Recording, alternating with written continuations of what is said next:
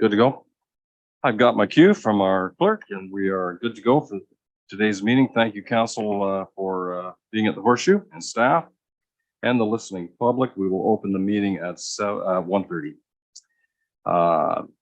Just for information, today's meeting will be streamed live and recorded and published on the Southwest Middlesex YouTube channel and website. A land acknowledgement we'll begin with.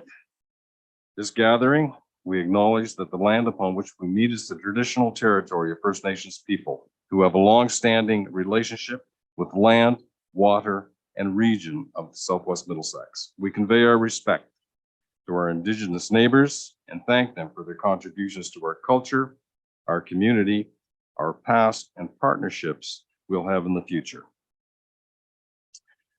Council, is there any member of council declaring a pecuniary interest? None have been registered. Okay, looks like we're good to get through that. Additions to agenda. Are there any? We can knock number 3 off. Number 4, delegations. We are very pleased to have 2 delegations before us today, and ironically, both focus on agriculture. Yes. We can. Moved and seconded by whom? Moved by Vink, seconded by Haggett, that the agenda be accepted as presented. All in favor? Carried. Our first delegation is the Middlesex Federation of Agriculture. We're very pleased to have Karen McLean with us, who represents the Ontario aspects of this, and Ian Brabner, who I see occasionally at County Council. Ian represents the Middlesex arm of it. And without any further ado, Karen, please take it away. And Ian, come up, make yourself comfortable. Alan will get you seated, and he will get you connected.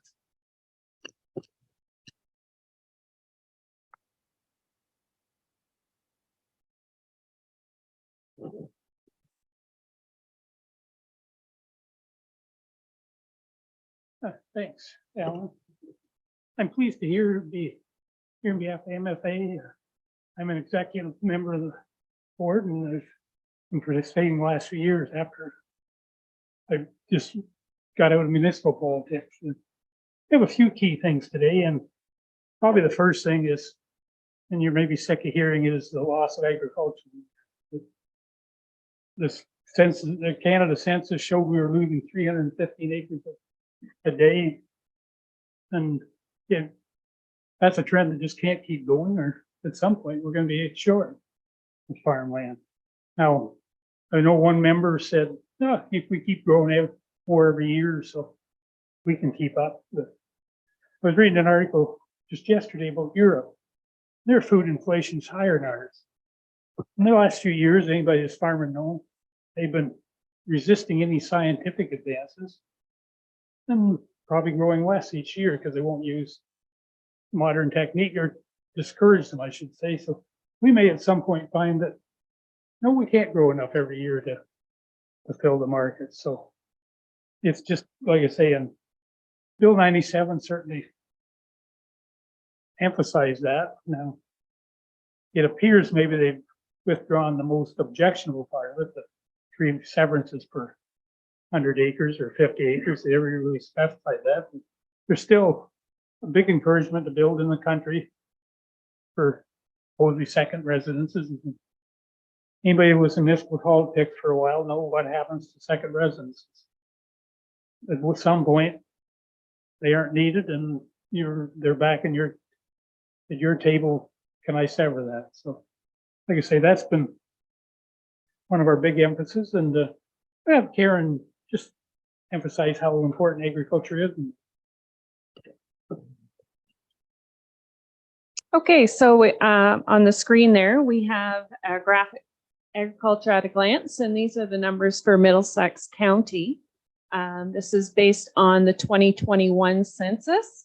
So in Middlesex, we had just over 2,500 farms, which represents about 628,000 acres, and the average size is about 250 acres per farm. Farm sales, interesting, 8% sell farm products directly to the consumer. And 19 farms sell at farm markets. 133 farms sell directly from their farm at stands or pick your own. So that buy local initiative is really taking hold in Middlesex County. The economic contributions of agriculture in Middlesex, the local agri-food sector employed 28,000 people through 4,600 local agri-food business establishments. And they generated 1.3 billion in farm cash receipts. And we're in the top 3 producers in the counties in Ontario: grains and oilseeds, poultry and eggs, and hogs. So some interesting facts about agriculture is 16.9% generate renewable energy. So 16%, almost 17% of the farms have solar, bioenergy, and wind power. 30% of farm operators are female, and that number is growing. And 56% are small farms, so they have less than 100,000 in revenue. So I just wanted to bring that out. So again, this is based on the 2021 census data. And also should note that 98% of the farms are still owned by family farms, not a corporate thing. So we're still a local business, and we're not the businesses that are going to move to a different location. A few other things is, which from my experience was always seemed to cut back, not increase. And that was one of the biggest problems for rural municipalities.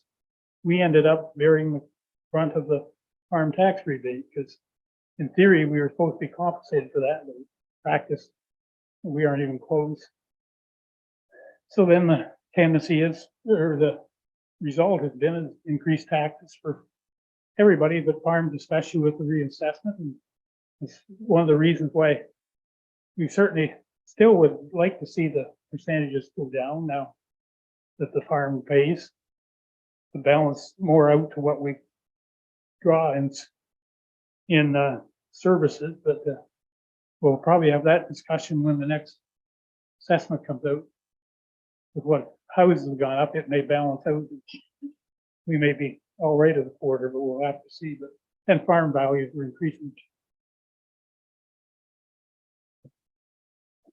And we also recognize the SWIFT program is hopefully going to help us. And my notice is that usually it's going from one urban area to another, but I'm much surprised this last few months they're putting fiber up my road. It's just a rural road. So there's hope. And we're part of Bell, which has historically been pretty shy on putting fiber into the country. And if there's one group that probably needs better connectivity, it's farming, because we certainly tend to use more technology all the time and drawing on that. But say the overall theme is we always want to touch base with municipalities. During COVID, we started to lose touch to a certain extent. We're trying to get around and talk to you and just keep emphasizing farm, the importance of agriculture, which I'm pretty sure in Southwest Middlesex, the same as North Middlesex, isn't really necessary because we're certainly the driver for these rural municipalities. Again, I'm pleased to be here and glad to answer any questions anyone has. Thank you, Ian, very much. Karen, thank you. You're preaching to the converted here. We're well aware of the importance of agriculture, and we mention it daily in our office. We are concerned about younger farmers getting into the industry. We are concerned about that, but we'll certainly open up for to questions to Ian and Karen. Are there any? Councillor Vink, please go ahead. Through the chair. Thank you, Mayor. To Ian and Karen, our neighboring municipality, they are now allowing a second residence on a farm. And what they're doing is they're making a special zoning that it cannot be severed. Would OFA have a problem with that? If we're sure that it'll hold, Mark, because sometimes at the start, they'll say, no, we aren't gonna allow any, and like I say, tendency is that when you get that second house for the parents or the children at some point, quite often sooner than later, it ends up being a rental property, which a lot of people aren't real keen on having. So then the pressure's gonna be back. Now, I've also thought that they said the driver, they had that second residence is for people to come home to farm or whatever. And I'm thinking the vast majority of farms that can handle two families have more than one lot. So you could say it's pretty limited, the numbers that really need to put it on the same farm as the original farm estate or farm building. Which that point, if they're just getting a lot to live in the country, well, that's contrary to what OFA's position is. Rural areas for farming and the urban areas are for residences outside of the actual farm operators. So that's sort of, there's certainly like group farms, you could probably have two houses on 100 acres and need them, but that's fairly limited market of people that actually need that second residence. Any further questions? Yes, Martin, follow up? Thank you, Mayor. We're going to be getting a greenhouse operation right near Glencoe. And I understand, I've heard figures on that there's going to be a lot of migrant workers. So what's OFA's position on that as far as housing for migrants? Well, you certainly have to have proper housing if you're bringing in their migrant, not migrant, or temporary farm workers. Migrants is way oversold because that means they're moving here, which the vast majority of them have families back at home. My brothers work in an apple orchard and they bring in some offshore help on the busy seasons. Not their preference, but they don't have a lot of choice. And even the large livestock operations are moving more to offshore help or temporary farm help too. It's just not fruit and vegetable business either. But like I say, I know it's hard to construct a bunkhouse style residential units right now, but the local growers had quite a struggle trying to get one. But I want to be flexible, but flexible shouldn't mean that you basically use it to get another residence out in the country. Thank you. I think it should be clarified too that the offshore workers will be primarily hired in the summer months because they have a higher tolerance to heat, and then they'll go back in the winter, and the Canadian market fills the void in the winter months. Any further questions? Yeah, Mark, please go ahead. Councillor McGill. Yep. Thank you for coming to speak to us today. I'm an OFA member too, and I'm pretty sure that the vast majority of farmers would agree with the OFA's positions when it comes to things like severances. And I guess, well, just to follow up a bit, our grain farmers weren't quite so adamant about not allowing them, but you have a grain drying operation that goes 24/7. You have 3 or 4 urban oriented people move in. That's just a recipe for trouble too. And from young farmers, I've thought about that too, Alan, and thought about the large farms, not my size lifestyle farms. Most of them have a succession plan. It's the ones with 100, 200 acres are less likely to have a succession plan. I think about the larger farmers in our area, and the vast majority of them have some of this. And the rest of it's farming's become fortunately for this time, it's reasonably profitable business. So encourages people to come home. No, they're words well chosen. Ian and I have had some disagreement on the severance conversation in the past, but I have also qualified it that the most important thing is to be able to feed our population. Karen, a question for you. I think it'll probably be the last. It's a tough one. Yeah. And, you know, and if it can't be answered, no problem. What I'm concerned about is the social aspects of the farming community have changed. When I was a younger man, I could see more houses through the country, especially anyone that was out on the campaign trail this election. You would go concession after concession after concession and not see a home. And whether you could say it's a sterility of human beings in the countryside seems to be appearing, and it might foster changes in agricultural societies, church congregations, clientele to business communities. And do you witness that transformation in Ontario, that rural Ontario is changing? Thanks for the question, Mayor. I would say yes, that in general, rural Ontario is changing because, of course, the larger municipalities are growing, and they're growing outward as opposed to upward. So we see more and more, you know, obviously closer to the bigger cities, London and KW, all the way to the GTA. So yes, the type of person in the rural municipalities, I think, is changing. How that's going to play out, I'm not exactly sure, but I would agree that yes, it is changing.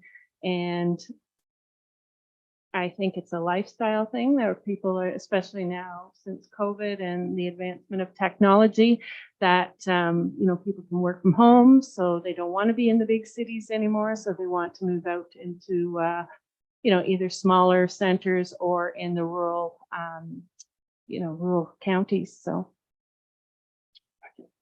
Well, listen, on behalf of council and staff, we want to thank you very much for your presentation, and we are never too busy to talk about agriculture. Thank you. Okay, thanks for having us.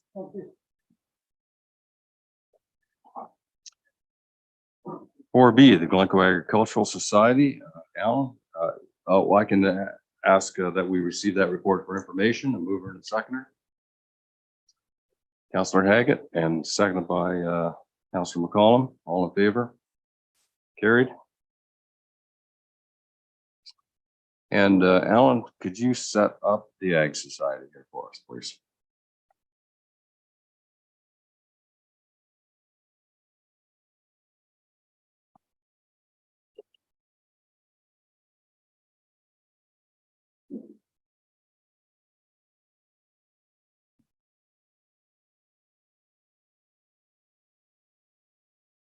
Okay. Welcome. How are you? Jeremy?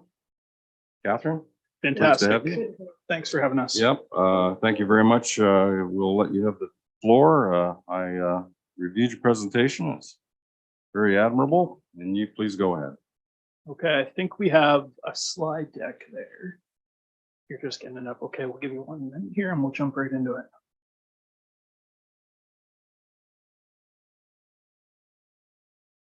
That's it. Fantastic. All right, so through the mayor to council, good afternoon, and thank you for giving us a bit of time on your agenda today. We are joining you from the Glencoe Agricultural Society, or sometimes you may have heard referred to as the Glencoe Fair Board. Exact same thing. Joining today is Catherine Lambert, our current board president, and myself, Jeremy Goff, a past president of the board. Today, we are going to be sharing a brief history of the Glencoe Fair Board and our relationship with Southwest Middlesex. We'll be highlighting some of the important work that we've been doing as an ag society within our community, and also providing an update on what's next for the Glencoe Agricultural Society. So in terms of background information, we do only have a short time here today, so I'll keep the history lesson short. But the current Glencoe Agricultural Society was created through the amalgamation of the Glencoe, Eckford, and Mosa Agricultural Societies, which dates back to 1879, when they held their first combined fair. However, records do indicate that individually these groups had been hosting agriculture exhibitions as far back as 1867. So certainly some very long-standing deep history and roots within our community here in Southwest Middlesex. My hope is that everyone here is aware, but in the event you are not, the Glencoe Ag Society owns our own fairgrounds and buildings. In the 1960s, the Fair Board leased for $1 the lands to the municipality to create the playground and community swimming pool. These would be maintained by the municipality and returned to the Agricultural Society in their original condition should there no longer be a need or no longer any maintenance of those facilities. In the 1970s, an arena agreement was formed which saw the Ag Society sell the land to the municipality, again for $1, which would then be used to home the current arena. As part of the land sale, the Glencoe Ag Society would have use of the building for their annual fair, plus 15 additional days per year at no cost to the board. Next slide, please. So as part of that, there is a long-standing lease agreement in place between Southwest Middlesex and the Glencoe Agricultural Society. This gives the municipality use of our lands for the playground, soccer fields, ball diamonds, Project 2000 building, splash pad, swimming pool, skate park, etc. In lieu of a traditional rent payment, a grant is received in support of the Glencoe Agricultural Society for use of our lands. After a lengthy period of working closely with Southwest Middlesex previous CAO, treasurer, facilities, and rec manager, this agreement was fully reviewed, revised, and approved by the Ag Society's board, and finally came before the previous council for approval in the spring of 2019. This agreement was set to remain in place for a 20-year term, which is the same as the previous agreement that was in place. Next slide. So you may be asking, what is an agricultural society?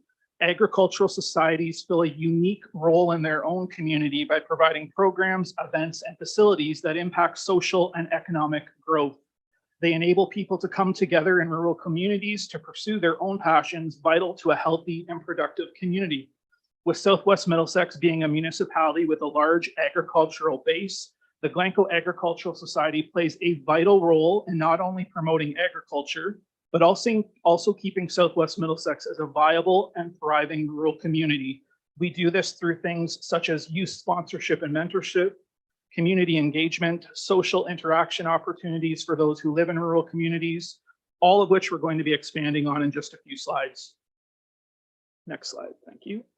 So as mentioned earlier, we do continue to operate as volunteers our own facilities. As you can see, the shared costs of which exceed the income generated. Many agricultural societies throughout the province, including some of our own neighboring fairs, do not own their buildings, and the cost of maintaining and operating these falls under their municipality. As volunteers, we continue to fully operate the only large, fully accessible community hall within the municipality. This is a significant financial savings to Southwest Middlesex. Over the last year, we've also given away nearly $8,000 in rental income through reduced rates to support other community volunteer and charity groups who have utilized our buildings. This has directly benefited many other local organizations, and through that, our community and members. I'll now hand it over to Catherine, who's going to highlight some of the additional value we bring to Southwest Middlesex above and beyond the facilities that we provide. Next slide, please. So over the next 4 slides, I'll just go over some of the opportunities that we feel the Ag Society brings to our municipality, and maybe some opportunities that council members may not be aware of. So the first one that we've broken down is called Youth Support and Mentorship. And we do that through our ambassador program that we've run for several years. That included Junior and a Senior Ambassador program. It's through a series of leadership workshops, team building exercises that we bring the youth together throughout the year. And then, for an example, our Senior Fair Ambassador, they're able to travel throughout the province to different opportunities, competitions, and conferences as well. In addition to that, we also host our Egg in the Classroom program. Just as MFA and OFA said, agriculture is very important and alive and well in our community. We want to make sure our youth and our local schools know that. So we do offer a program at our fair every year. We bring in local schools and host about 250 students through a a 12 rotation station approximately, just showing off what a great agriculture community we have. We're also a great supporter of agriculture and the youth and 4-H in our community, and support them throughout the year in their activities. Next slide, please. A second area where we feel that we give back to our community is through community engagement. So things like our VIP program that we offer during our fair. We invite community living customers and clients in, including Quad County, but also from Lambton and Chatham-Kent come for the day. So we're happy to provide that service. As well as throughout the year, we do community dinners, canned food drives, all offering these opportunities and to give back and get involved in our community. The third pillar, there, go on to the next slide, please, is our social interaction. So as we are all local to this community, you're well aware of many of the events that are held in this community, which we feel are very important to a community and to offer to our community. And we're proud to be part of many of those and to offer those to our community. Things like our fair, our tractor pull, events that bring others into our community. And we don't believe there's any other organization in the community that does bring others in. So we're pretty happy and proud to offer those to our town, our community. Other things like our lunch with Santa. A couple years ago, we were happy to take over the responsibilities of the Santa Claus parade from the local Rotary Club. So just some social events which are very important to offer in the community, and we're glad to offer those and be a part of those. The fourth and final pillar that we're proud to be involved in is our partnerships with our local organizations. So you can see some up there, including Curling Club and Lions, the Brooke Alvinson Agricultural Society. We have a great working relationship with them. It's important to work and support our neighbors. We're heading there this weekend to help at the rodeo, and they'll bring their volunteers back to help with our tractor pull. So it's a relationship like that we would like to continue to build and maintain, as well as our local sports, skating club, Southwest Bullets Hockey, the Bethel Southwest Church. They've also become one of our partners as we support them using our hall for their weekly service. Next slide, please. I'm sure many people are asking or wondering, you're very familiar that we've been successful with some lotteries over the past 3 years. So this started back in 2020 when we realized, thanks to COVID, that the reality of not having a fair in the fall of 2020, as you saw, we still have monthly expenses operating a hall, and understand we wouldn't have any income. At that point, we were not in good financial situation. So we need to do something. We took the risk in middle of 2020 and decided we'd offer a 50-50 lottery. We saw a few other groups do that and we thought, well, they'll try it. And as many people know, we were very fortunate with our first lottery, and very fortunate that the winner was from the local community. And with that lottery, we were able to pay off our nearly six-figure deficit that the Fair Board was running at that time, just mainly due to a recent upgrade to the heating and cooling system in our buildings.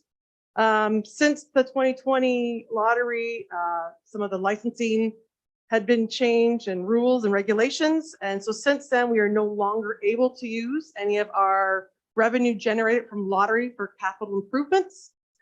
So since that lottery, all the money that we have received is being returned back into the community. So you can see, so since 2021, we've been able to upgrade our gardens, plant some trees, and do some landscaping updates at the fairgrounds.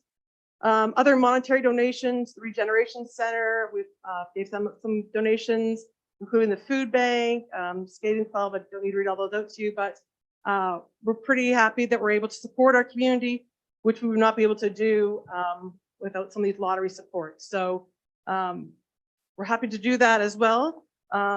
Next slide, please. And that's just some examples of how we gave back to our community. Last year, we sponsored the entire youth curling program, offering 10 weeks of free curling for the youth. And we're pretty happy to support public swimming and public skating throughout the year as well, right in our own community. Next slide. I did mention the beautification of our gardens and trees as well. During COVID, as I mentioned, we didn't have any income come in. We were very fortunate to receive a Canadian Community Revitalization Funding Grant for $16,000. So that allowed us funding to upgrade our doors, both into the curling arena and the ag hall. So they are now all accessible, which was a huge bonus. We're also fortunate enough to receive a Farm Credit Agri-Spirit Grant, which provided us the funding to refresh our lobby and paint our interior of our hall during COVID. So we're happy to receive that. And just more recently in the last month, we came across the improvement of having to repair our curling club roof. So that was over a $10,000 expense that we had to pay out last month just to maintain our buildings in order for them to remain compliant and able to use in the future. So just a few other points here looking ahead. So part of our lottery funds, we have set aside $30,000 in an account that we hope to put towards playground upgrades. As I mentioned, we've started repairing our curling club roof, but there's some others maintenance that's also required. The washrooms at the ag hall, they are needing some upgrades. We actually submitted a trillium grant as of a few days ago. So hopefully we can get some funding to help bring our washrooms up to accessible standards. And also the electrical in the ag hall will also needs to be updated in the next few months, or sorry, few years. So we have many projects on our list that we certainly would like to get accomplished. Next slide, please. And I just wanted to thank the council for your support in the municipality to the Ag Society. The 6 ladies on the screen there, they are your executive for the Agricultural Society. The 220 Ag Societies in Ontario, I believe we are the only ones that is fully female, and most of us are under 40, so it's a pretty proud accomplishment that we can still, do what we do for the community. I'd like to also thank some of our past presidents who have joined us today in the crowd. They were also instrumental in some of our previous contracts and certainly have a passion for the Fair Board as well. So thank you for everyone for your support, and we can open the floor for questions. Good. Thank you, Catherine, very, very much. Should be mentioned that one of your chief advisors is sitting at the back there, Tom Field, and he's, I always enjoy his presence at the meetings as well. There will be questions, I'm sure, from council and or accolades of respect. And it was a very good presentation. We'll open it up to the horseshoe. Any questions, council? Any misunderstandings? Councilor Vink, go ahead. Thank you, Mayor Allen. First of all, I'd like to mention my appreciation for all what you've done for the community over the years. And my question is, it comes across the council meetings once in a while on the rent.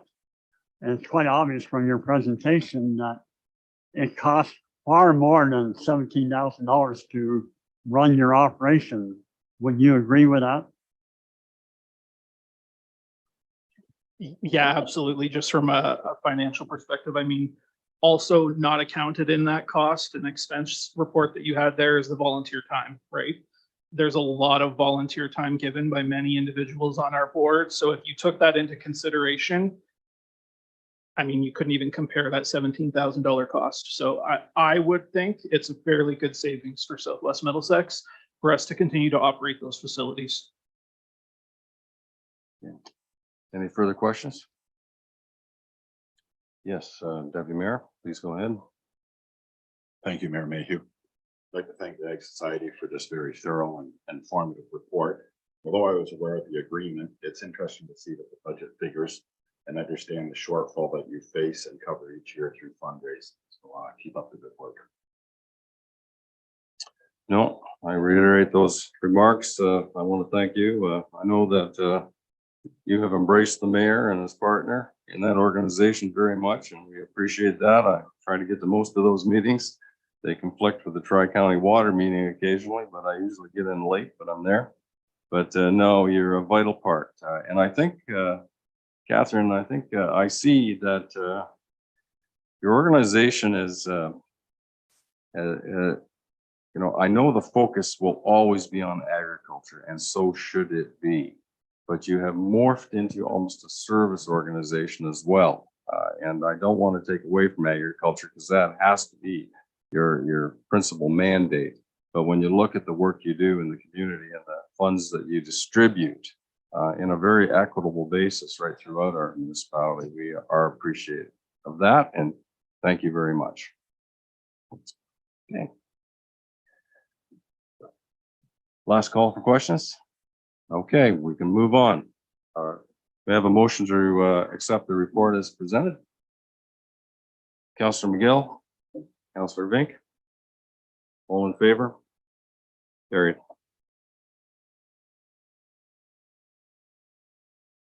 Council, the consent agenda is in two parts before you. The provincial ministries and municipalities follow in 5C. We'll focus on 5B. Is there any action or comment that you would like to take on 5B, the three items there? Yes, Martin. And can you deal with that now, or do you want that Yeah, move to do? I just want to make a comment on it because it was a big issue a year or two ago. And from looking at my own forest, it seems to have eradicated greatly. And so that's good news that we don't have to worry about spraying. Yeah, it'll save us money. Yeah. Yeah. And cold, wet weather, which we've experienced in the last 2 days, produces the fungus that will make it even better. Okay, so we're on the right track. Okay, any other questions or comments? Then we will move on to 5C. 5C has numerous items before you, and Alan will speak to the repetitiveness of some of those later on in the meeting. We have 17 items on there. Council, these have been distributed in advance. Are there any questions or comments or matters of action you'd like to take on those 17 items? Yes, Deputy Mayor Scholdice. Thank you, Mayor Mayhew. I'd like to move that we endorse the first one, Bill 5, Stopping Harassment and Abuse of Local Leaders Act 2023. Okay, is there a seconder for that? Councillor Haggett, discussion? All in favor? Carried unanimously. Thank you, Deputy Mayor. And again, Council, I'll give you a brief moment to peruse that. Any other comments or questions or actions? Yes, Councillor Haggett. Yes, number 2, I was reading school bus stop arm cameras. And since I've driven all over the county, obviously, I think it's a great idea. I'd like to, I think it's a real good idea. Okay, you move that. Is there a seconder for that? Councillor Myers, discussion, Council. This was certainly brought about the discussion as a result of a fatality, and it is important. Any other questions, comments? I'll call the question. All in favor? Carried unanimously. Council, any further questions? And may I have a motion that the consent agenda be accepted?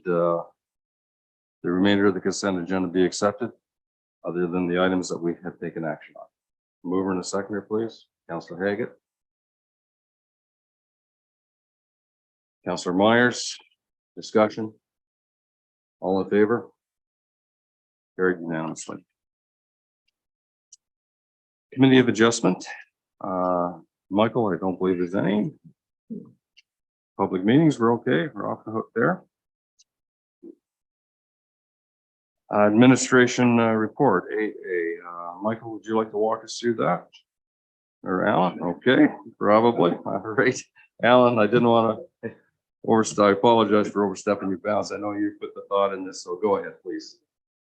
Yeah, I know. Thank you, Mayor. The The report is a little bit technical in nature. I probably should have made it more accessible. The meat and potatoes is, I believe that we're spending a little bit too much time on bureaucracy, and I want to reinforce our practice that we already were doing of keeping the consent agenda to new items. So when a item comes in and another item comes in talking about that, we've already discussed the item in the first place. I won't bring it to count. And the reason for this is it becomes permanent record, and then I have to file it, and it becomes a circular messaging sequence where municipalities all end up emailing each other in a loop. So I'm just looking for council's direction and reaffirming the limitation of bureaucracy. Okay. It's, you want to break the circle. Yeah, I can see that. I think, we thank you for the report, and I think if we can increase efficiencies, I think that's part of our function as a council. We'll certainly open it up to the floor for questions. Alan, are there any? That must mean agreement. Then yes, Deputy Mayor Schulze. Thank you, Mayor Mayhew. I'd just like to say that I noticed that there's some changes to the agenda layout, and I just like to say that I think they look good. It's a good idea. We're going in the right direction here. Okay. The recommendation, Councilor, before you, is there a mover and a seconder? Councilor Myers, seconder. Councilor McGill. Questions once more? All in favor? Carried unanimously. And thank you, Alan. Morrill, you have 3 reports ahead of you here, so we'll get right into unpacking them, okay? Thank you, Your Worship. Before you is a report for Old Drive. It's a report for an update for council. As you're all probably aware, there's been some concerns about the rough drivingness of the road. Staff has met out numerous times with representatives from Miller Group, and they have provided a letter of recommendation. And actually, here joining us today virtually is the General Manager, Peter Linton, who actually wants to speak to council in regards to his recommendation of microservicing. So at this point, I'll turn it over to Peter. Okay. Alan, you're going to get him on there. Peter, welcome. Can you see Peter, me? welcome to Southwest Middlesex. Thank you for being with us. Hey, thanks for having me. Can you see and hear me? I certainly can. You're doing fine. Okay, perfect. Yeah, Morrow had asked me to join the meeting today to answer any questions that you may have about our suggestion of putting a microsurfacing down on the road. If I could do, I have a short video I could play, which would highlight the process so you could visualize what we're suggesting. Is that appropriate here? Or? Yeah, and how long is that video? It is 1 minute and 34 seconds. That sounds like it fits in very well. Okay, so if I can disable. We didn't want a 2-hour movie, you know? Yeah, I get it. You have to enable me to share the screen, it says. Yeah, Alan's working on it now. Okay.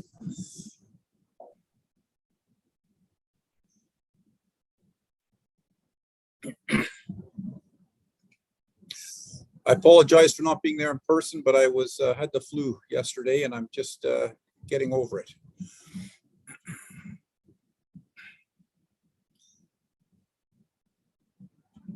Yeah, you're good to go? Yep. Perfect. You can see the screen? Not yet, but what's going on now? Oh, okay. No, it's okay. It's my fault. I'm still learning. There you go. You got her. You got her now.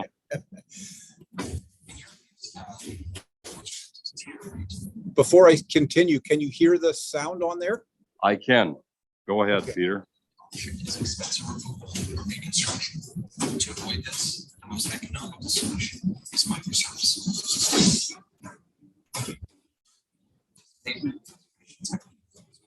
Well, we're breaking up a little bit there, Peter, on your sound, but we can certainly see the equipment. Okay.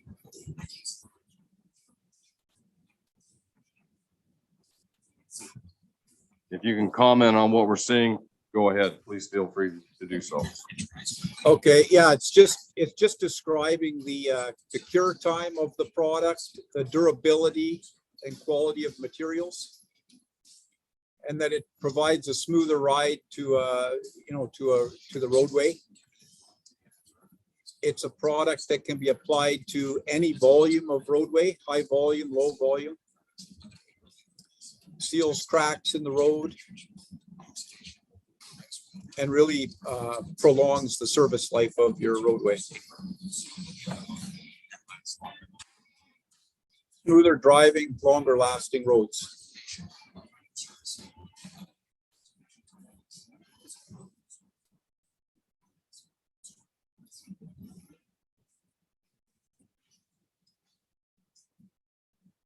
No, Peter, we appreciate that.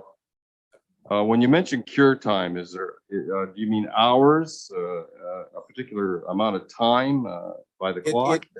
Yeah, the specification is 1 hour traffic ready. Yeah.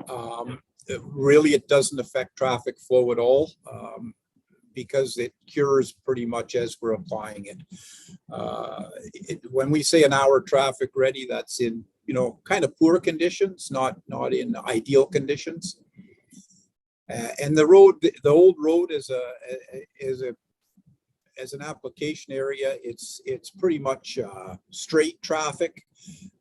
You could probably put traffic on there in 20 minutes driving in a straight line. Yeah. This product is used on the 401 highway. It's used on the 400 series highways. It's used on municipal roads across Ontario. That video was the Trunk Highway 1 in Manitoba.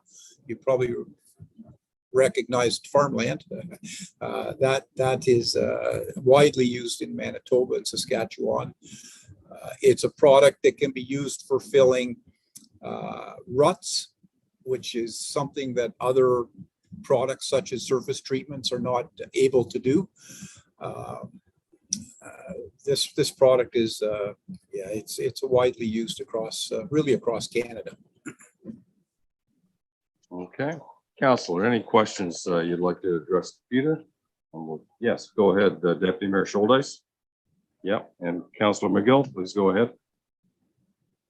Yeah, thank you. Through the mayor, I've got a couple questions. The first one is about the concrete bridge that's on Old Drive down not too far from Melbourne Road. The road doesn't seem to meet up with the bridge very well at all. And when you go across the bridge from either direction, there's quite a bump there. Can you fix that at the same time as you're there doing the microsurfacing?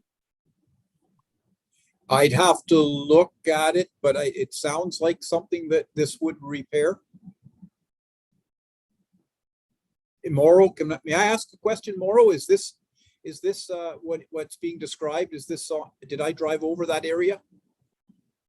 Yes, you did. I think I pointed it out that the surfacing actually didn't even go over top of the bridge. It stopped prior to the bridge. And I think we both asked the question why the surfacing didn't go right through. Well, surface treatment, we don't typically go over a concrete bridge deck, but we can, but just sometimes we're told not to. Right. And I think that's maybe, I'm not sure if that was the case or not, but through you, Mr. Mayor, Councilor McGill, I think that's something that we could look at. That microsurfacing could go straight across.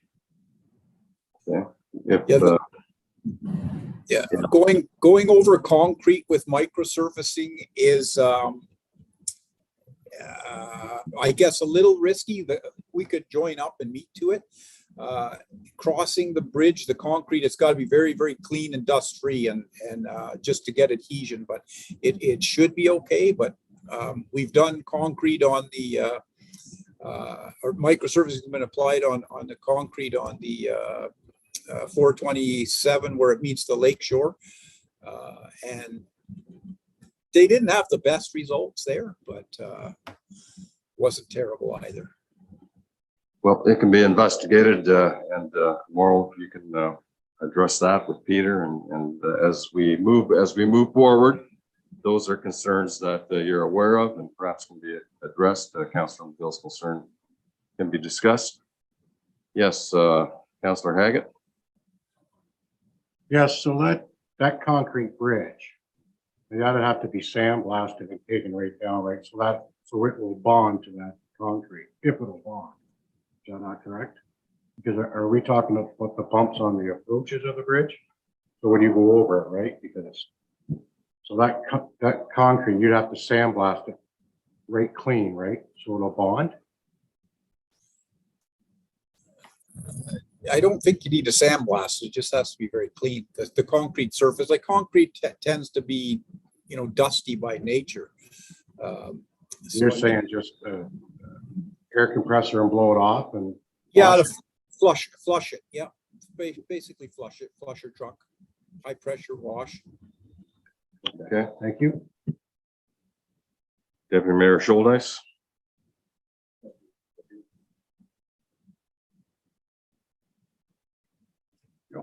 I'd like to thank staff for finding this solution. A lot of people on Old Drive will be very happy to see this. And I have a question. I'm not sure whether it's for Mauro or Peter. Do we know when the work will take place and how long it takes start to finish to do the job? Peter and I have talked about this. They're in the area, and I think it's the end of June, if I'm correct, Peter.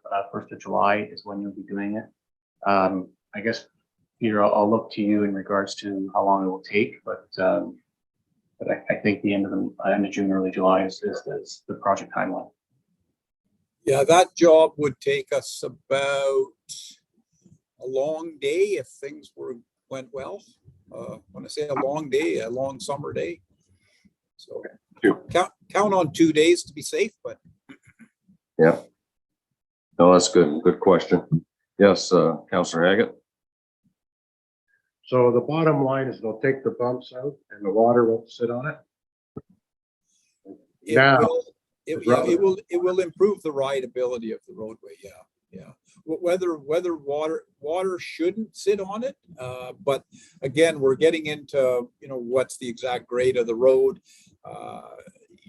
If you really need to change the grade, you need a thick lift that you can build a crossfall with. But I think this will be the best solution to improve the rideability. Okay, I'm just wondering why when you did it originally there wasn't grade done on it. In my opinion, the question. Yeah. It looks like when I drove the road and we discussed it, it looked like it had a decent grade. It looked like the crossfall was there. So if that's the case, you might have some rutting that's formed in the let's call it post compaction of the roadway through the spring months or over the winter or after it was completed, whatever. And so there could be some what do we call it, indentations here and there in the road that you're seeing the water fill. This product should improve that. Yeah. Okay, thank you. No, the questions have been good. We've covered them. We just want to make sure we're not circling back. Council, any further questions? Well, Peter, we want to thank you very much for joining us, and we certainly thank Mauro for the communications he's had with you. It's very nice to know that if we have a problem, we can go back to the one who provided the service and find a resolution. And we certainly thank you for that. It's not always a common element in business today. We appreciate it. You're very welcome. Thanks for having me. I believe I can sign out now then, or yes, if you so wish, or you can sit as a spectator. Okay. Mauro, I'll hand it back to you. You have a recommendation before council. Anything further? I have nothing further, Your Worship. Just there's a recommendation that council receives the report. Okay. And the attached letter. Okay.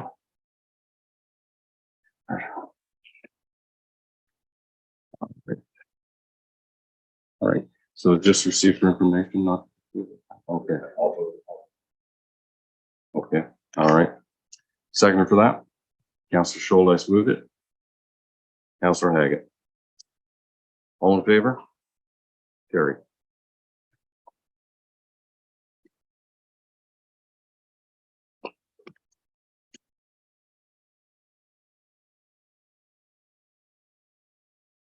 Morrow, number 2, your hot mix paving tender. Okay, before you, your worship, is a report for the hot mix paving for the recreational center parking lots. As you'll see, there's a recommendation for Middlesex paving maintenance to complete the full paving of the property. If you refer back to the map, you'll see that there's 2 areas that are highlighted. One in yellow, which is municipally owned property, and one in red that is owned by the Agricultural Society. When I put the tender together originally, I did the total area basically to have some connectivity between one parking area to the other, and also to minimize the amount of maintenance work that we go in there, what we do in there in regards to grading and maintaining that gravel parking lot.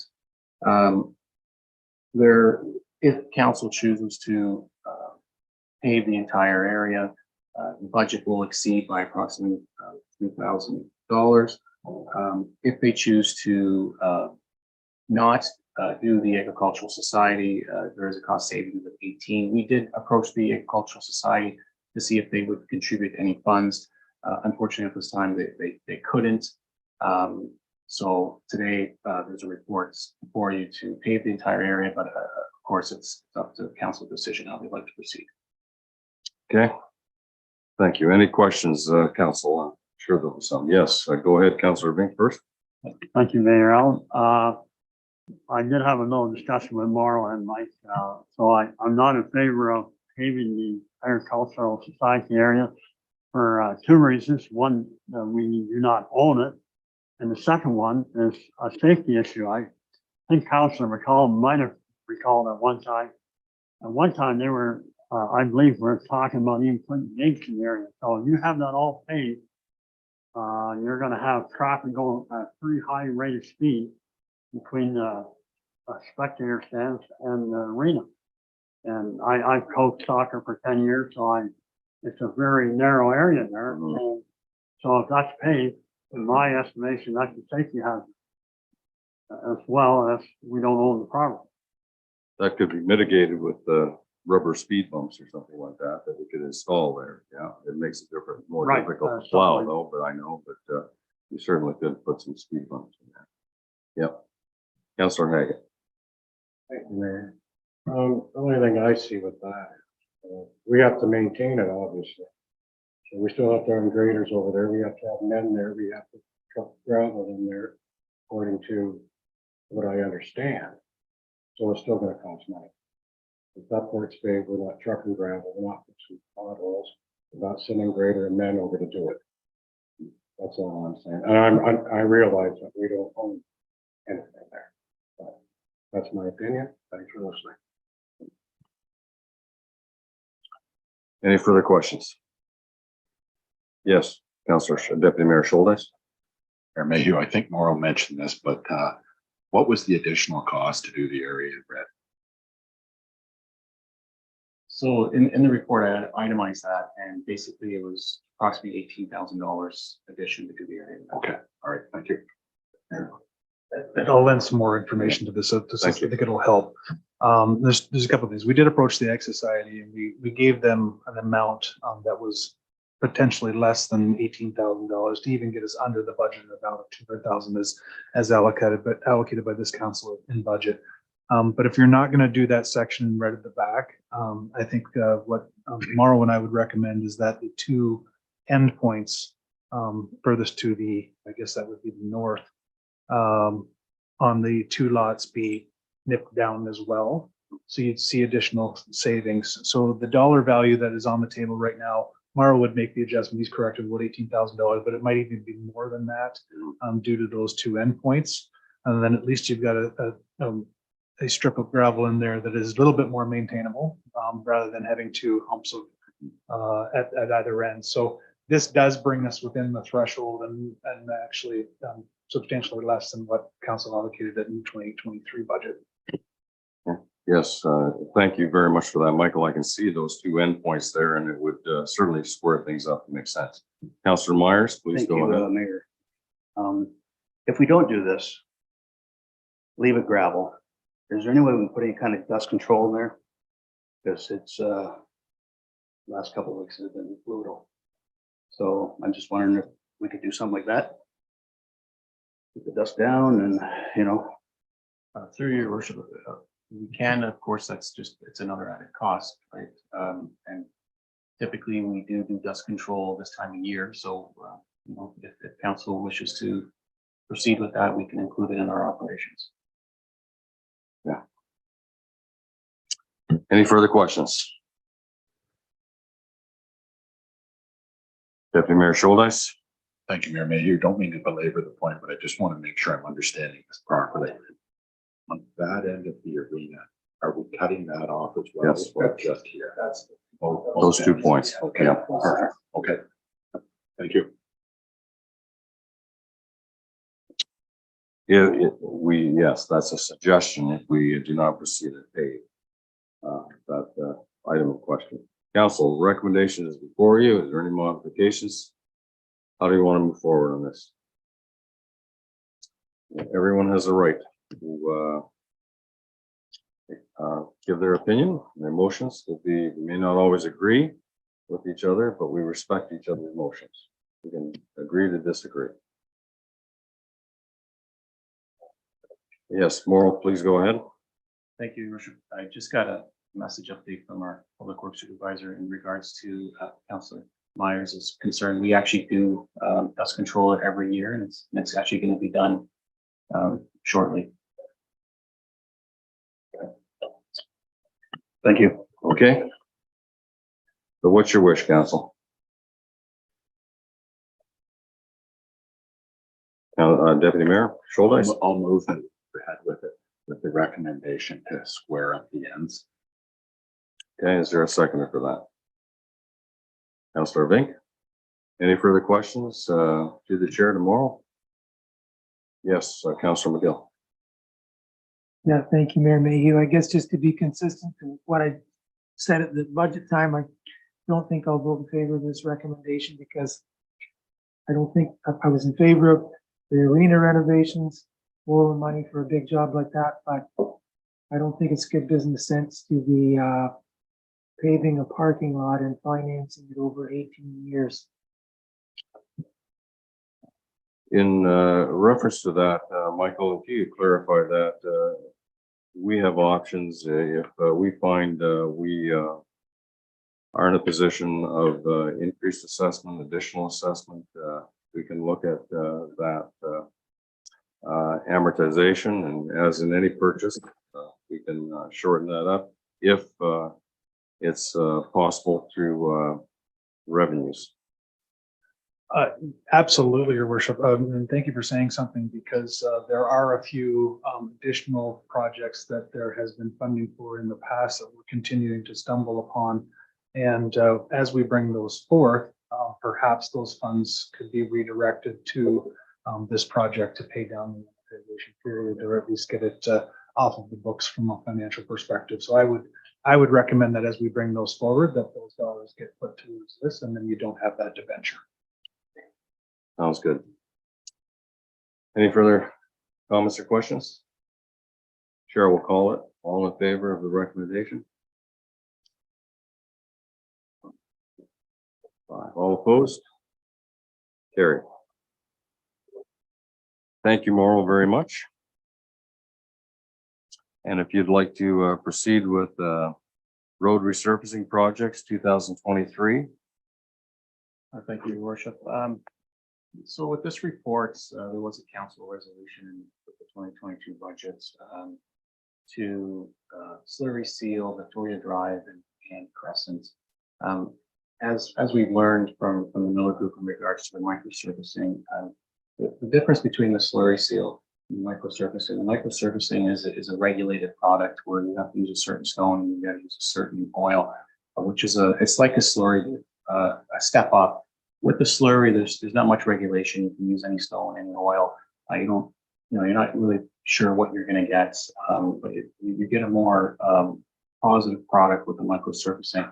So I'm recommending that the resolution be amended to microsurface, but also include the 3 side streets in Melbourne, which are Leonard, Charles, and Clark. Because if we're going to be there doing Victoria Drive, I think it's a smart idea to include the side streets and complete that that area, and I think it would really improve those roads dramatically. So before I use the report, and I'm here to answer any questions you have on it. Okay, thank you very much.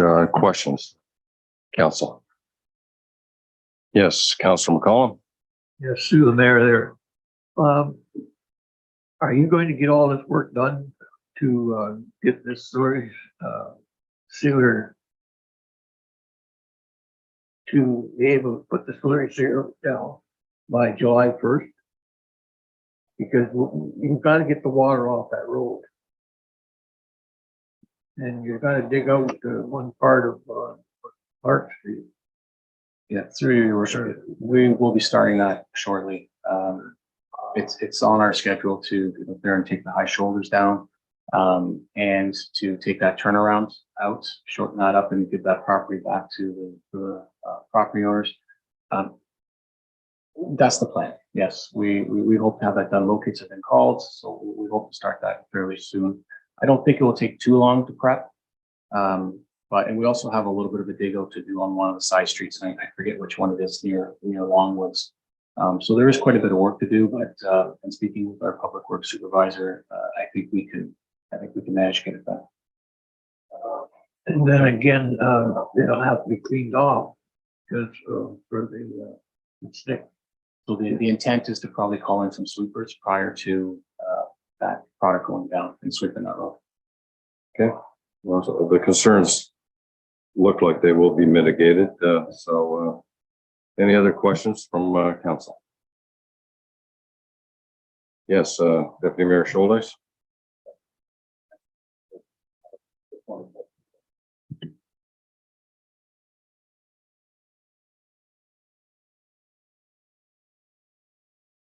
I don't have that information in front of me, but I can certainly work that out and get that to council if they choose to do it. No, sorry. The cost to do the microsurfacing is far less. Right now, we're getting 2 bids in from Miller Group and Duncore. I'm anticipating right now the Miller Group has suggested a $68,000 cost and Duncore is at 50. But I'm currently just reviewing those proposals that have come in. So the cost will be dramatically less. But keep in mind, like Councillor Don said, we still have a lot of work to do there. We've got some high shoulders to maintain. We've got the dig out to do, and we've also got that turnaround to remove. I don't anticipate that we're going to be spending close to that $280,000, but there will be some added costs. Yes, Councillor Vink. Thank you, Mayor Allen. To Morrow, part of this deal is in conjunction with Old Drive. Is that correct, Morrow? Is that why maybe we got a little better deal on this part? They wanted to do the work in conjunction with Old Drive. Old Drive is going to be fully covered by the Miller Group. But because of our procurement policy, I was required to get 2 bids for the other work. So I had to contact Duncore. Duncore did come in a little bit less, but like I said, I'm still reviewing the proposal, making sure compliance with our procurement policy. So at the end of the day, it would probably be nice if Miller did get both jobs, but unfortunately, I have to follow our procurement policy. Okay.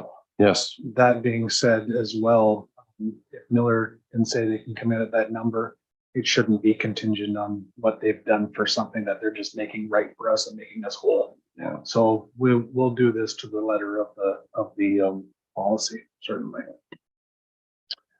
You have to do it right. Okay, well, Morrow, it's a very interesting product, and certainly, depending on council's decision, would look forward to seeing an application like that. Any further questions? The recommendation is before you. The mover and a seconder for the recommendation, moved by Councillor Ed Myers, seconder, Councillor Joel Haggett. Last call for discussion. All in favor? Carried unanimously. Morrow, thank you very much. You're not done. Great. Oh, you got a truck? You want to buy a truck? Let's try to knock that off the agenda. So through your worship, before you is a report to purchase a tandem truck with plow equipment. The tender requirements were in compliance with the municipality's procurement of goods and services policy. And it came in under budget, and the recommendation is to purchase the from Premier Truck Group, the the Freightliner. Any questions? Councillor McGill. Yep, thank you, Mayor Mayhew. Through the mayor to Morrow. What are we doing with the old truck that this is replacing? Through your worship, typically we will be putting it on a government or a municipal website called Gov Deals, which goes to auction. But we won't be getting rid of that until this truck comes. Unfortunately, this truck won't come probably till sometime in 2024.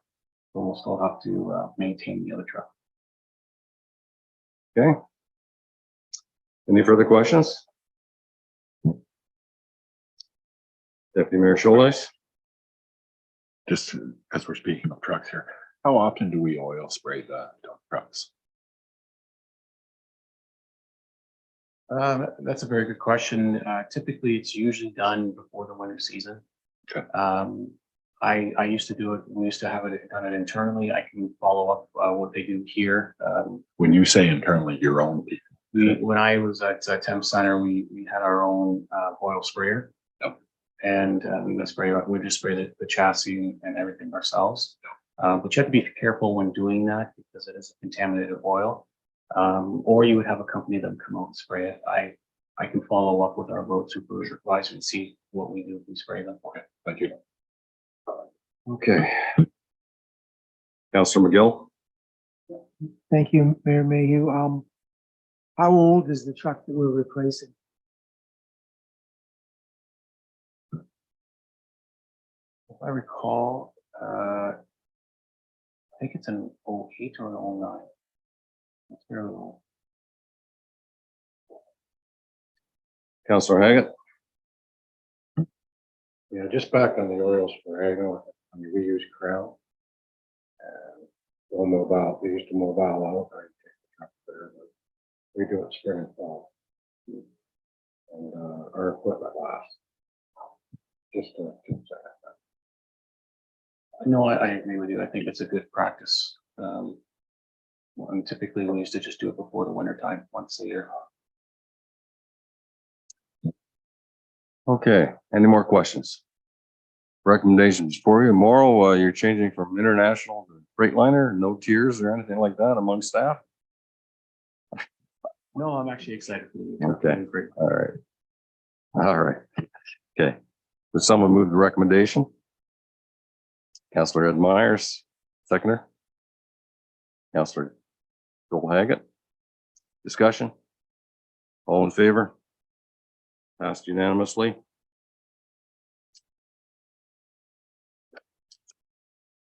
Okay. Michael, we're moving on here to 8C. Finance. This is actually prepared by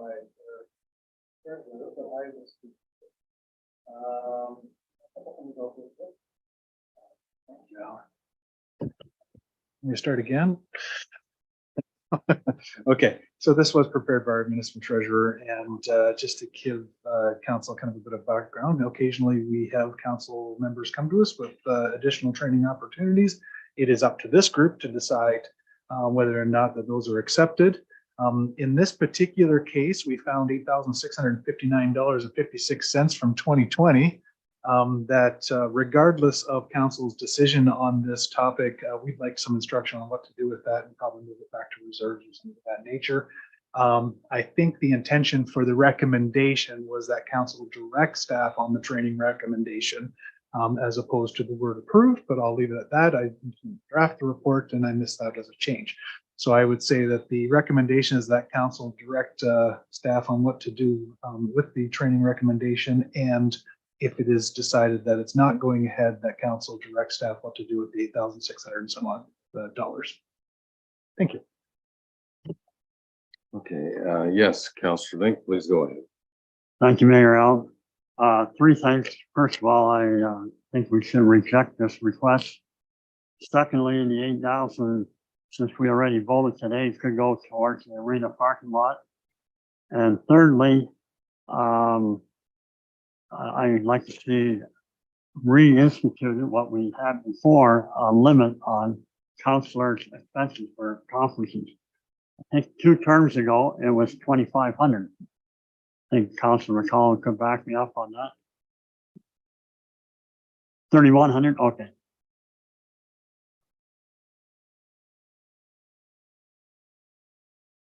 Okay. Were you able to pay it back, Don? Okay. So, Yeah. so anyway. Just more right here. We don't want to discuss personal finances at the table. Okay? So anyway, I would like to see that reinstituted, maybe a more current figure. I would like to see a limit again. Okay, well, that's enough. We have to focus on what's before us, but that's certainly, it can be a discussion that would be, I'm sure, well received. But we're looking at this to determine whether we allow this counselor training and redirecting the $8,566 to reserve, which we can then determine where we want to put it in another conversation. It could be recommended that it go towards. Yeah, yeah, that was a good idea about that paving. Yeah, but is that water under the bridge? We've made a decision on that paving. We've got to. Are you referring to the section of land that we left? Just the cost. Oh, yeah. Okay. Yeah. I see that. Yeah. Go ahead, Ed. Thank you, Mayor Mayhew. I think we should just put in reserves. Okay. I support that. Okay. And one step further, you deny the request for the, deny the request, put the money in reserve. Will you make that a motion, Councilor Meyer? Certainly. Okay, is there a second for that? Councilor Haggett? Beat your hand there, Councilor Vink. Discussion? All in favor? All opposed? Carried.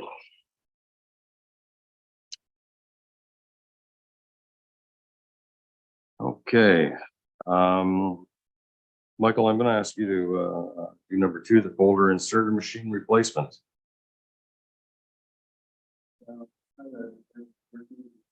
Okay. All right. Through the mayor to council, the screen for the folding machine broke, and there's no surplus parts, and the equipment has been sunset with the manufacturer. So we're in a situation where we need this machine to be able to do our mailouts. I think the replacement of that machine may have been deferred in the past as well. Yeah, so time may be catching up to us. Yeah, council, any questions you'd like to ask the clerk to the chair? Seeing no questions, the recommendation is before you. What's your wish? Councilor Bink. I'll move the recommendation. Okay, thank you. A seconder for that. Councilor Myers. Last call for questions. All in favor? Carried unanimously.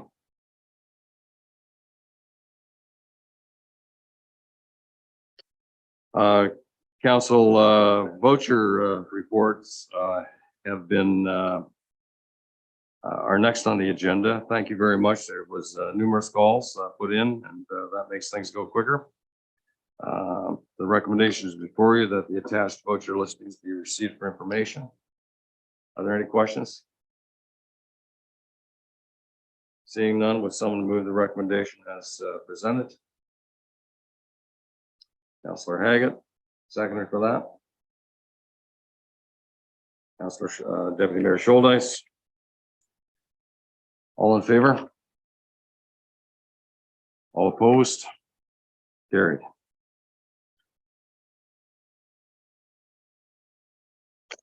Notice of motion, 9A.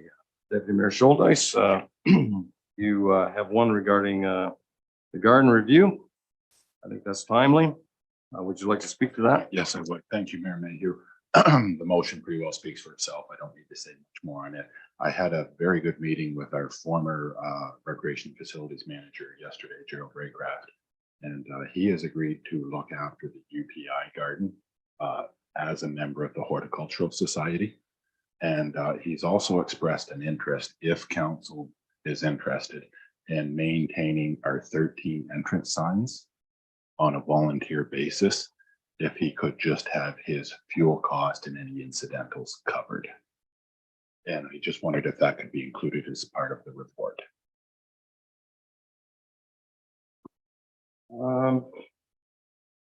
I think that concerns me a little bit. I think if you want a healthy discussion on a review of the gardens, I think the entrance signs should be part of it, particularly if we are considering the addition of new entrance signs. That does concern me. Am I the only one here that has that concern? Do you want to maintain? Do you want to keep 13 entranceway gardens? Yes, go ahead. Thank you, Mayor Mayhew. Since I brought the motion and I'm asking for the possibility of some removal, I just kind of wanted to emphasize that the entrance signs are a very important part of the municipality, and it gives us a good, as people enter. These are the ones the county is. You're referring to. No, sorry. Gerald actually installed them himself. Or the with the blue signs. Okay. I know it was. Okay. Yep. Thank you. Through your worship, we're more than embracing this thought process. In the beginning of this discussion, when the deputy mayor made the motion initially, I noted that there were 66 of these separate gardens out there. I know, Mr. Mayor, you have taken on one with your wife over the in the park at Simpson there. The UPI people phoned me actually directly, and I thought it was them that was going to take it over. They've obviously went and found Mr. Raycraft. And I did see him working on it the other day when I was by, and it looks spectacular. It actually does. So we wouldn't be opposed to this. And I'm going to give a little bit of a background just on finance here, just to look at this, because if you take the 66 that we had, and you only take 15 minutes per, even on mobilization, to get to each one and unload and get set up and do it, that's half a week. And we don't have the manpower at this point. And even so, is that where you want to focus their energies? So this is, as mentioned, when the notice of motion was brought forward, this is well received by staff and embraced. So you now have, 64, you're down to 51. Right. So this is something we entertain. We'd be glad to bring back a report in this regard and look at the suggestions made by the deputy mayor, of course. Is an excellent notice of motion. The decision is not made today. We will make it pending that report. I'm just, I'll ask this question to our CIO. During that process and that report, will there be some communication with the Horticultural Society on this, with their knowledge of these gardens, the history of these gardens, the specimens that are currently there? Are they appropriate? Is there any dialogue? Or is this strictly staff are looking at this? I would say, your worship, to answer your question, it would be staff assesses immediately, brings it back to council for consideration, and then we can discuss the relationships we can build with those other groups in the community with council's approval to move ahead and start to liquidate some of those little parkettes and Sounds like gardens. a plan. Sounds like a plan. Okay. Notice of motion, no further action required. Yes, 9B has been dealt with. Your worship, with this notice of motion, we would look for a seconder. We'd look for a seconder. And consider it. All right, okay. Seconder for that motion, Councillor Vink. Any questions, any clarifications required from the chair or the clerk? All in favor? Oh, I'm sorry. Yeah, okay, yeah, Sorry. go ahead. Sorry. I just wondered, because we endorsed it earlier, is this a repetition? I'm just trying to save staff time. Is it a repetition to do it twice? Because we endorsed. Did we not endorse this under correspondence? It's a very good question. Yeah. We're in a procedural conundrum right now because 9B and 9C under our procedural bylaw 1413 1B states that if somebody brings a notice of motion and cannot attend, then the motion cannot be considered. So what we're going to do, if the mayor agrees, is we'll defer 9B and C to next meeting for consideration. We can still use the motions that we received earlier because I believe they agree with each other. This will just provide the counselor that's absent an opportunity to speak to these items because I believe they're very passionate about them. Yeah, sure. I agree. And there certainly seems to be some harmony between the counselors and the Councillor Choi, who is absent as a result of family reasons. Okay, thank you for clarifying that. So we will defer 9B. Let the record show that 9B and 9C will be deferred until the next meeting. The chair so moves. 10, correspondence. Tile loan application. Is Andrew on Zoom or, oh, he's right at the back there. Here, come on up to the table, Andrew. Usually I'll look up at that television and see you up there occasionally, so it's 1:30 meetings, we see you, yeah. Going forward. Good. So with regard to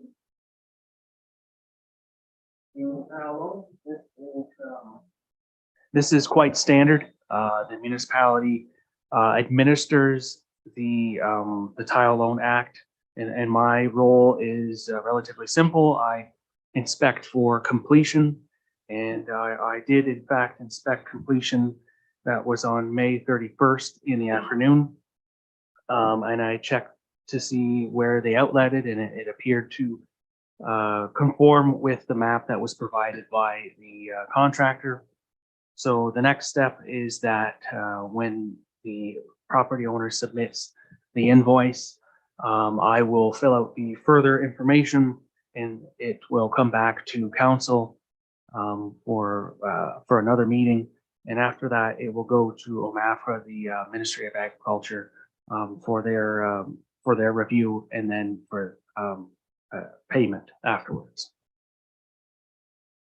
Okay, any questions, Councillor McGill? Yep. Through the chair, to Andrew? Yep. Yeah, through the mayor to Andrew. What's the interest rate? Through you, Mr. Mayor, I believe that is 6%. That has come up in the past, in the more recent past, about changing it, and as far as I know, that has not changed. Okay. Good question, Mark. Thank you. Correct, yes. Any further questions? Recommendations before you. What's your wish, council? Moved by McCollum. Seconded by Vink. No more questions?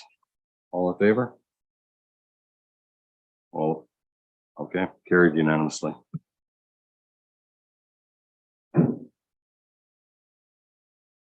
Unfinished business.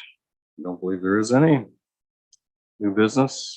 We dealt with the consent agenda items as they arose. 12A, Canada Day Subcommittee.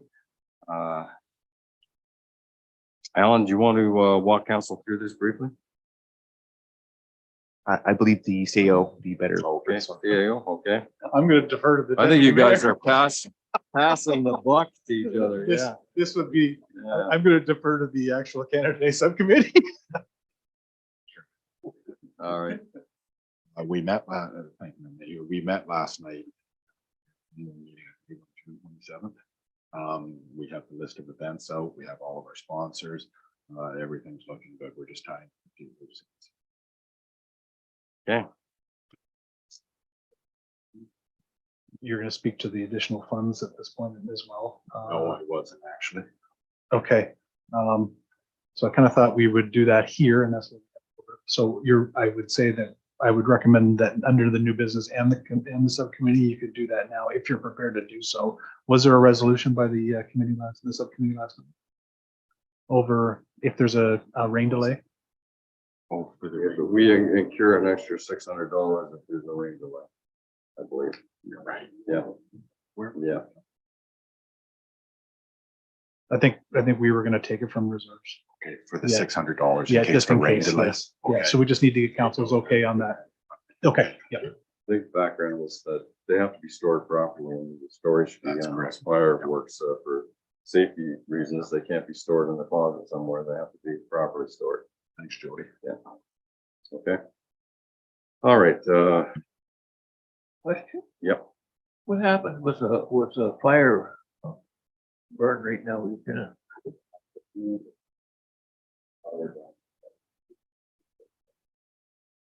Well, have you lifted the fire ban? No. No, we're kind of working backwards. Niagara is in the process of lifting theirs currently. So I don't imagine we're too far behind with the weather that we're seeing as of late. Yeah, I don't think it's an issue. I spoke to Gary about that. He said it's heading in the right direction. So am I safe in saying the resolution that the subcommittees that requesting council allocate $600 toward the yeah, I'll let you finish. Yeah, you're on the right track and work towards that. Yep. Will you move that? Yes, I'll move it. Deputy Mayor, is there a seconder for that? Councilor Myers. Last call for questions. All in favor? Carried unanimously. County Council and Conference updates. Any announcements? There's there's a recommendation go into closed session that is before you, that we go into closed session at 3 o'clock as per section 2392 of the Municipal Act to consider the following business dealings that could reasonably be expected to prejudice the competitive position of an organization. Is there a mover and a seconder? Councilor McGill. Seconder, please. Councilor McCollum. All in favor? Carried. We'll just wait a minute for Alan to take us off line and we'll continue.